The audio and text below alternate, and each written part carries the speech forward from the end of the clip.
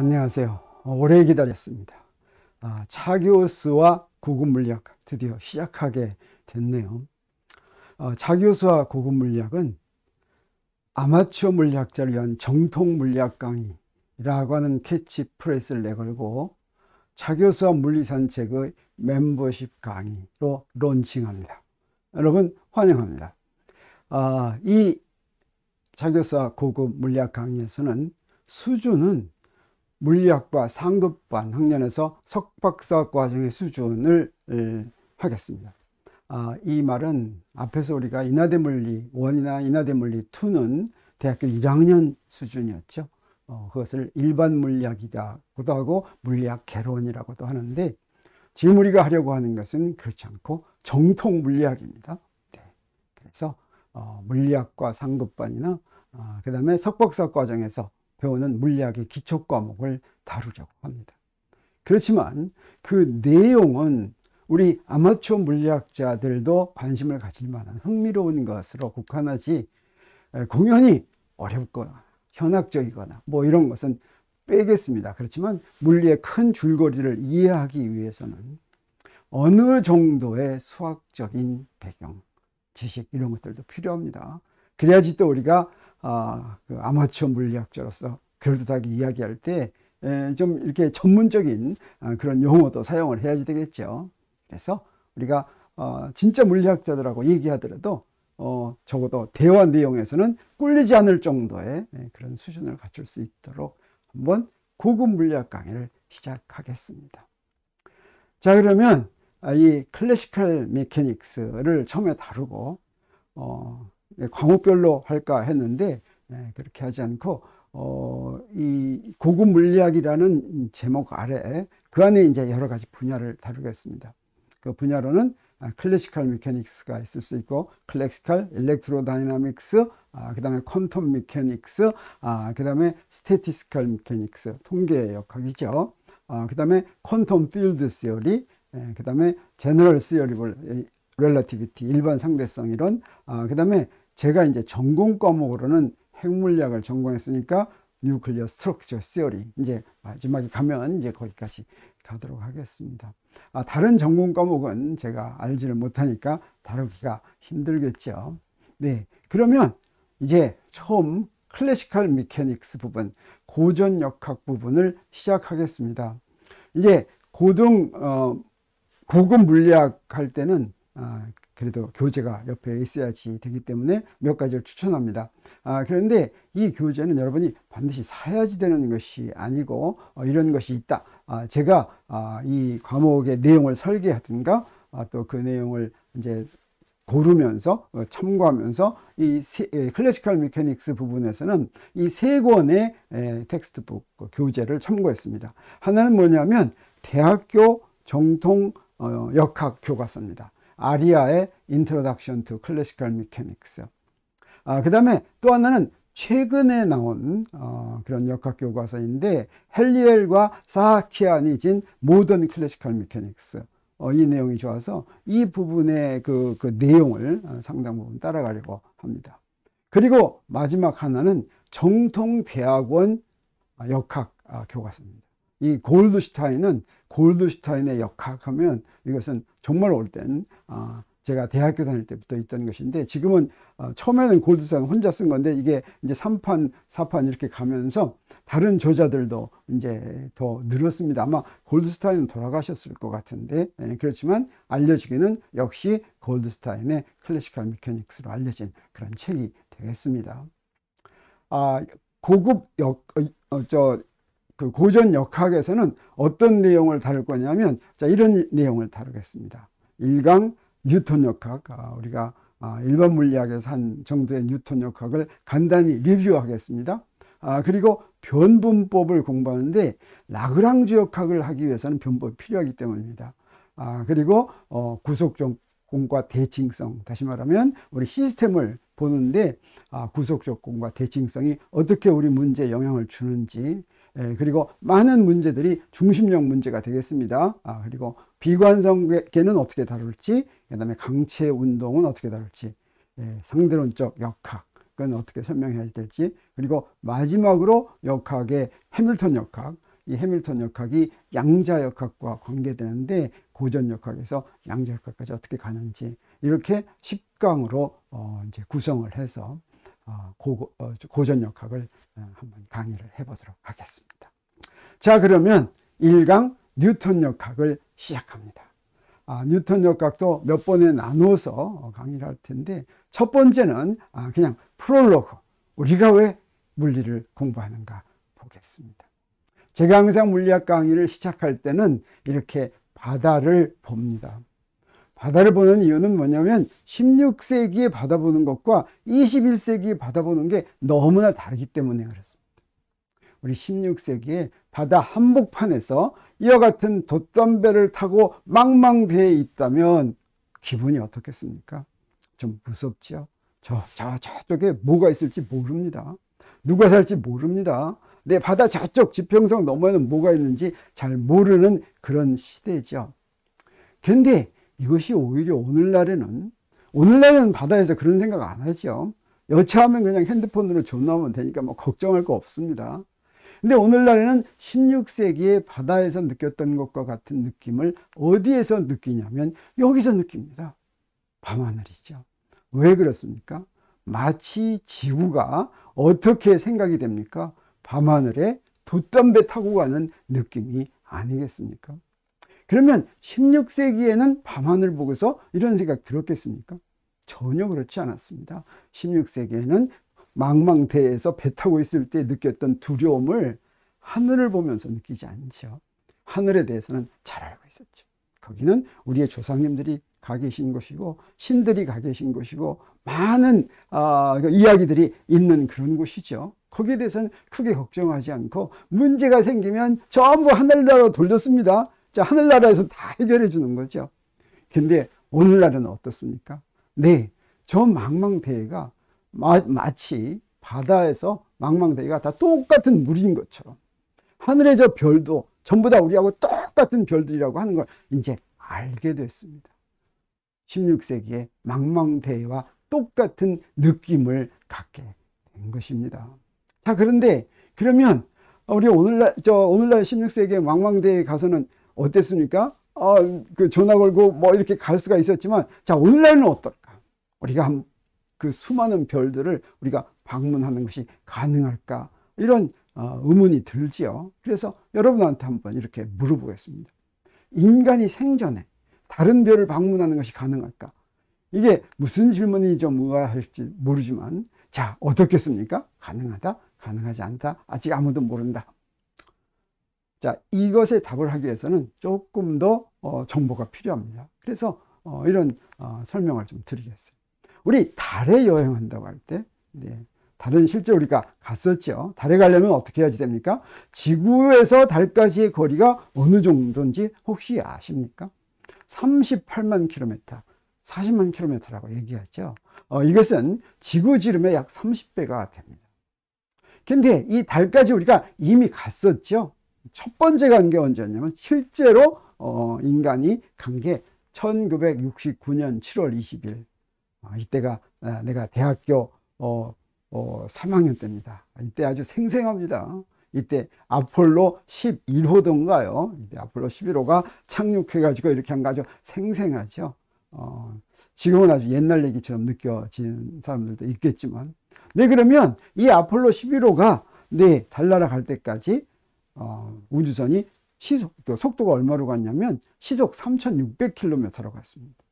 시속 3600km라고 하는 것은 이것은 초속으로 할 것 같으면 1000m인데 이 초속 1000m는 음속의 약 3배쯤 되는 거죠. 그래서 달까지 가는데 아폴로 우주선이 얼마 걸렸냐면 106시간 4일 걸렸습니다. 자, 달은 바로 우리 옆이나 마찬가지죠.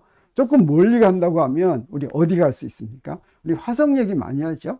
지금 화성에 이주하는 얘기도 하고 이런, 본격적으로 이거는 현실화 되게 이야기합니다. 그러면 화성까지의 여행은 얼마나 현실적이냐.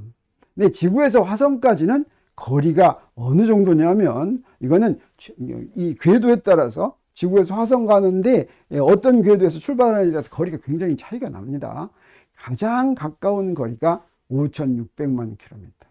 이 5,600만 킬로미터는 아까 달까지의 거리하고 비교하면 어떻게 되겠습니까? 145배. 굉장하죠. 그런데 이 달에 사실은 몇 년 전에 실제로 우주선이 착륙을 했었습니다. 유인 우주선은 아니지만 무인 우주선이지만 그게 2018년이니까 네, 지금 3년 전이네요. 5월 5일. 그게 어떤 거였습니까? 인사이트호였죠. 그래서 그때 착륙했다는 소식이 우리 생생하게 기억에 나는데, 그러면 이때 인사이트호는 평균 속도가 어느 정도로 갔냐면 시속 58,000km로 갔습니다. 네, 달에 가는 아폴로 우주선보다는 엄청 빠르죠. 자, 이걸 초속으로 할 것 같으면 16,000km인데 이 16,000km는 음속의 몇 배냐면 47배, 약 50배 정도 되는 그런 속도입니다. 그러면 이런 속도로 화성까지 가는데 얼마 걸리냐면 965시간, 40일 걸리죠. 그런데 화성이라고 하더라도 아직 우리 태양계 아니죠.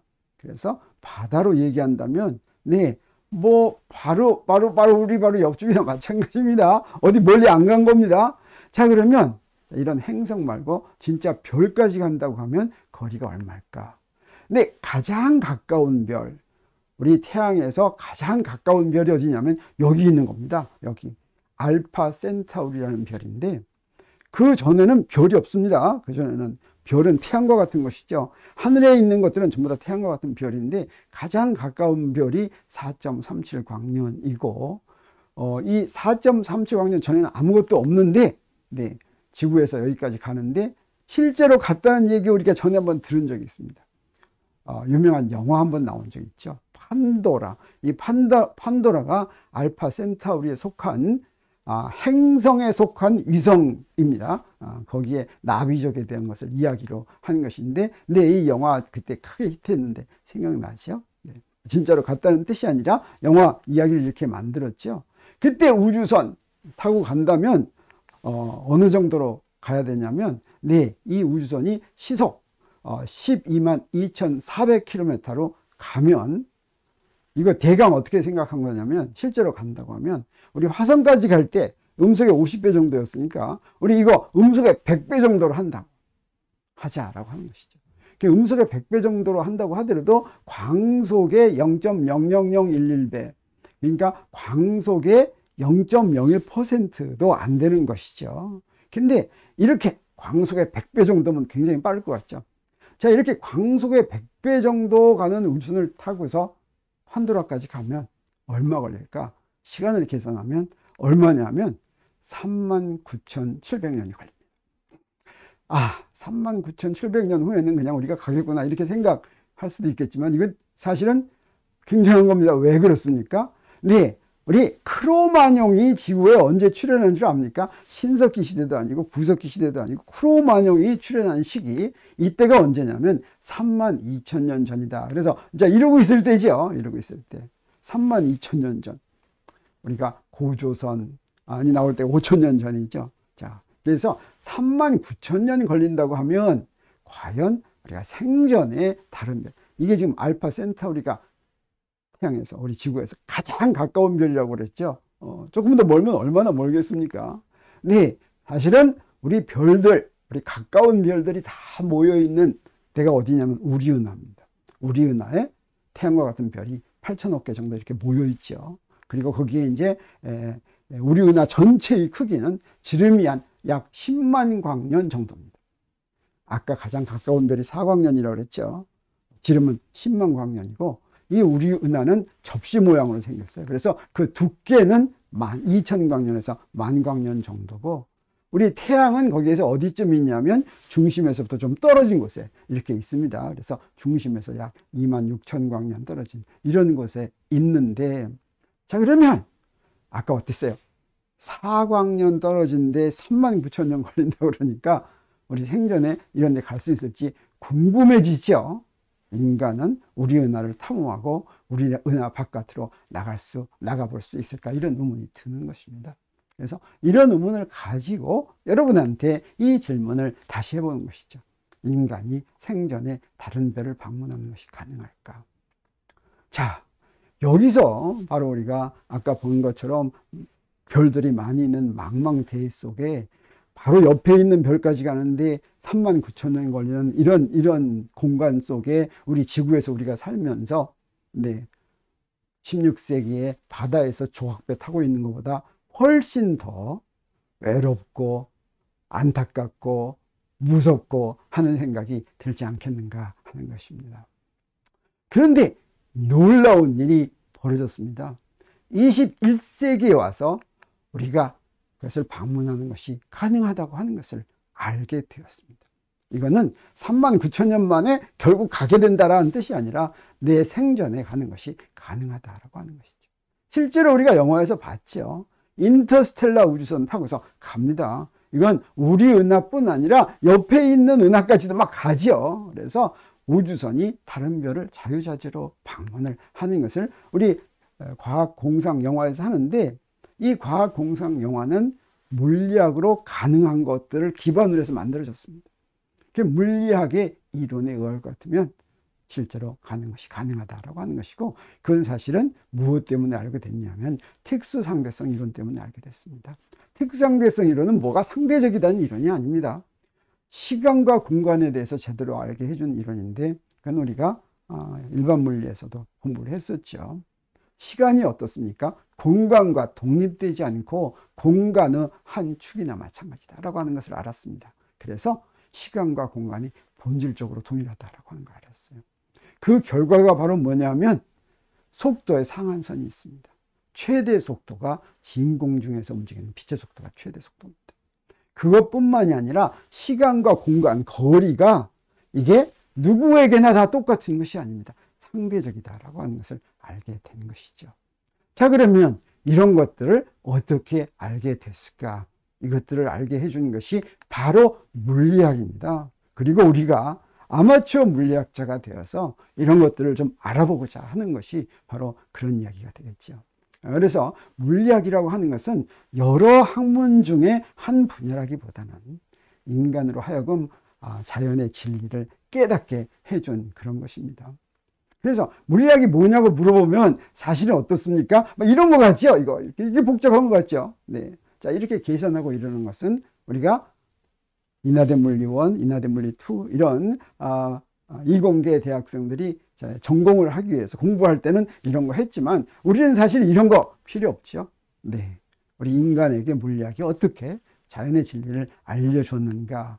그래서 인간이 자연의 이치를 깨닫는 과정을 알려주는 감동 드라마가 바로 물리다라고 이제 말씀드릴 수가 있는데, 그래서 우리 아마추어 물리학자들은 한번 이 물리학에 대해서 공부를 하는데 일반 물리 공부한 수준보다는 조금 뛰어넘어서 자, 어떻게 이 모든 것을 깨닫게 되었는가 하는 것을, 사실은 그걸 제대로 이해하려면 말로만 이해하면 나무 얘기가 됩니다. 네, 그래서 그 물리학의 결과들을 말로만 듣고 신기해 하는 것은 내가 느끼는 것이 아니죠.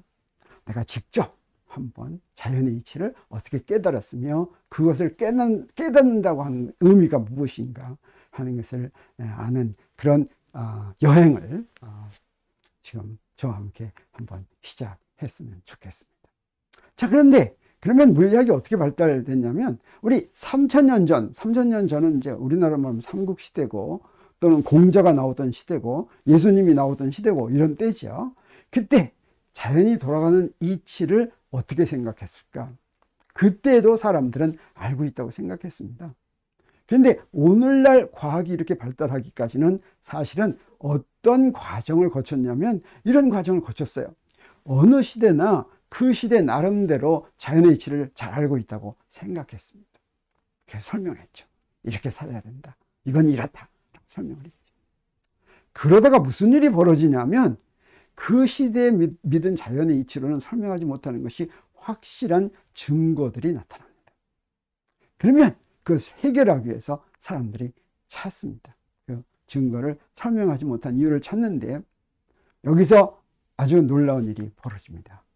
그렇게 찾으면 설명하지 못했던 것만 설명하는 것이 아니라 추가의 진리까지도 깨닫게 됩니다. 그래서 몰랐던 거, 전혀 모르는지도 몰랐던 것까지 깨닫게 되는 것입니다. 그래서 물리학이 한 단계씩 도약하는 그런 과정을 거쳤습니다. 그리고 이렇게 새롭게 이제 진리를 알게 되면 자연의 이치에 대해서 새로운 이제 사고방식이 형성이 됐겠죠. 그러다가 그것으로 또 설명하지 못하는 다른 증거가 또 나옵니다.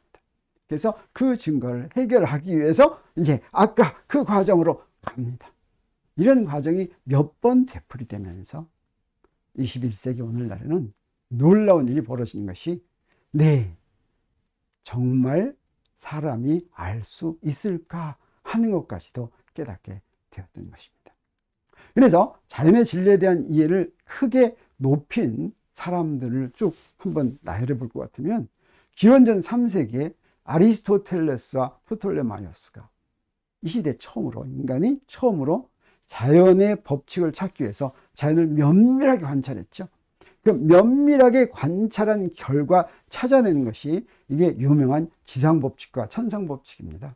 그래서 천상법칙에 있는 별들은 완전한 원을 그리면서, 지상법칙은 가만히 놔두면 움직이던 물체도 정지한다. 이런 이제 지상법칙과 천상법칙이 고대 그리스 시대부터 중세 르네상스 시대까지 2000년 동안 계속해서 믿어져 왔죠. 그러다가 무슨 일이 벌어지냐면 17세기에 여기에 한 번의 도약이 일어납니다. 그 도약이 바로 뉴턴의 역학이었습니다. 뉴턴의 역학이 지상법칙과 천상법칙을 대체했죠. 그리고 모든 자연현상이 뉴턴의 역학, 그것을 대표하는 것이 바로 뉴턴의 운동법칙 또는 운동방정식인데, 이것으로 다 설명될 수 있다라고 하는 것. 자, 우리가 지금 첫 번째로 이제 공부하려고 하는 고전역학이 여기에 해당하는 것입니다. 그리고 19세기에는 18세기부터 쭉 많은 사람들이 전기현상과 자기현상에 대한 법칙을 발견했는데, 그것을 통합해서 집대성한 맥스웰이 나타나게 됩니다. 전자기학은 많은 법칙들이 있는데 알고 봤더니 그 법칙들을 하나로 정리할 수 있다라고 하는 것을 알게 된 것이죠. 우리가 이 전자기학에 대해서도 좀 높은 수준으로 공부하려고 생각합니다. 그리고 이제 20세기에 들어와서 현대물리학이 나옵니다. 이 현대물리학이 바로 상대성 이론과 양자역학인데, 상대성 이론은 아인슈타인, 이 상대성 이론은 시간과 공간과 이 우주에 대한 이론 또는 만유인력에 대한 이론이다, 이렇게 얘기하죠. 중력 이론이다, 이렇게 얘기하죠. 그리고 이게 큰 세계에 대한 이론으로 이제 뻗어나갔습니다. 그리고 작은 세계, 원자 내부에 대한 이론, 이게 바로 하이젠베르크와 슈레딩거의 양자역학이죠. 그리고 21세기에 와서는 드디어 원자 내부가 어떻게 되고 가장 작은 세계가 어떻게 설명되는가에 대해서 일관되게 설명하는 이론을 찾아냈습니다. 근데 이제 이 이론 앞에는 사람 이름이 없습니다. 왜 그러냐면 많은 학자들이 서로 같이 기여해서 만든 이론이 바로 표준 모형입니다. 물론 표준 모형도 완벽하지 않습니다. 표준 모형으로 설명하지 못하는 것들이 있습니다. 그렇지만 적어도 이 표준 모형으로부터 시작해서 미세계, 작은 세계를 완벽하게 설명할 수 있다라고 하는 것이죠. 그리고 우주가 어떻게 만들어졌는가 하는 것이 대폭발 이론인데, 이 우주가 어떻게 만들어졌는지를 우주에 대해서 연구하다 알아낸 것이 아니다라고 하는 것이죠.